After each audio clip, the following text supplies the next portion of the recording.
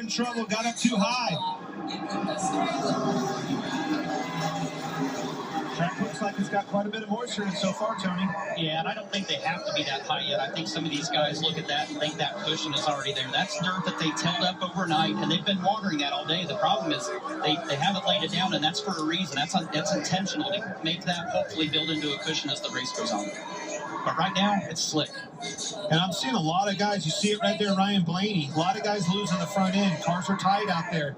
Heavy track conditions usually mean, you're going to have to be good on the long run when this thing dries up, probably going to need to be a little bit tight. That means they're going to struggle early. And talking to a lot of the drivers and crew chiefs before the race, they all talked about tightening their cars up because they felt like as the race went on, they were going to have to be tighter than what they were in the heat races last night. With all the overcast skies and moisture that was in the area, they had to free the cars up to get them to rotate for the heat races. Now they're worried about this long run in the second half of the race. Absolutely.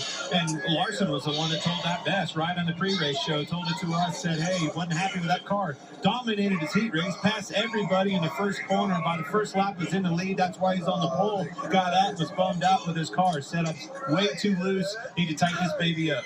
Watching the race for fourth here, and lap time starting to come down. 5 drivers have toured the track in under 20 seconds. 2 laps ago, there were only 2 of them. So business is picking up.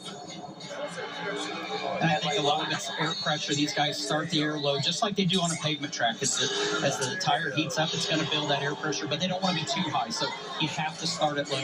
It's probably too low to be optimum, and those pressures as they're coming in, it's starting to make the cars feel better. And I think the track, not having any support series burning the track in, I think the track was a little bit slimy. Doesn't surprise me that it picks up right here.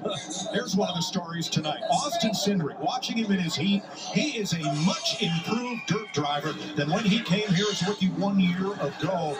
He's in the lead pack, a breakaway, part of that 7-car breakaway from the pack, just past Kyle Busch and moving forward. I think he nailed it.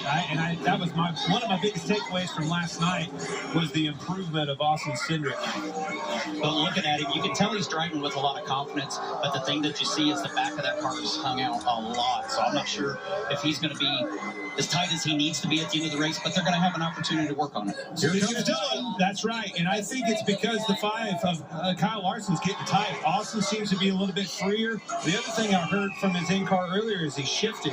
You see Kyle up there jabbing the gas, trying to get the thing to come around. When every time that thing goes off and moves like that, he's doing that with a throttle. Listen up.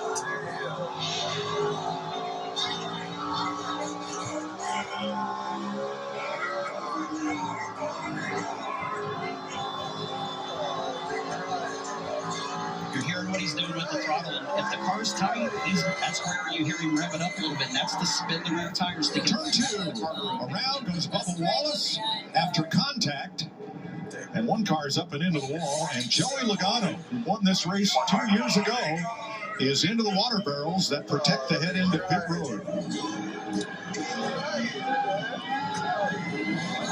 4 cars under a blanket, and there was plenty of contact there. Bubba Wallace starts to go around, collecting